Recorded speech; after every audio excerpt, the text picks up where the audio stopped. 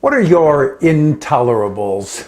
The concept was offered at a leadership workshop years ago by friend PM. It's a corollary to motivational speaker Les Brown saying, "You have to know what you stand for or you'll fall for anything." Gotta love the gospel rhythm of that. Intolerables are, well, what you will not tolerate. Under no circumstances are such things acceptable, and you will fight them to the death if necessary. Someone doing harm to your children is an example. I don't mean things like poor service in a restaurant or an iPhone that repeatedly misbehaves, because while you don't like those things, you will not fight them to the death. I do mean the serious stuff, your short list.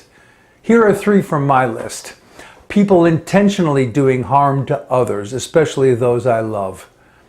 Disloyalty. I dislike enemies, but I hate those guilty of treason even more. Lying, especially the self-serving kind. To illustrate, bullying falls under the first example of doing harm to others.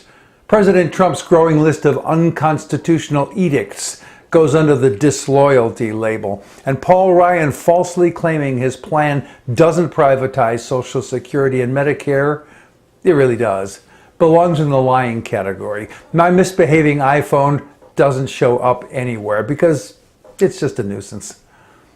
There are millions rallying under the banner "Resist," which suggests some intolerables have been breached. What are they? Absent that clarity, each of us may, in Les Brown's words, fall for anything. What won't you stand for? What would you fight to the death? If you haven't done an exercise like this, I enthusiastically recommend it. Then offer 1 or 2 of yours in the comments section below the written blog.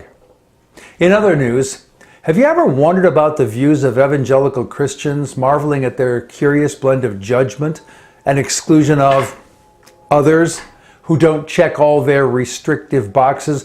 All this along with claims of being true Christians?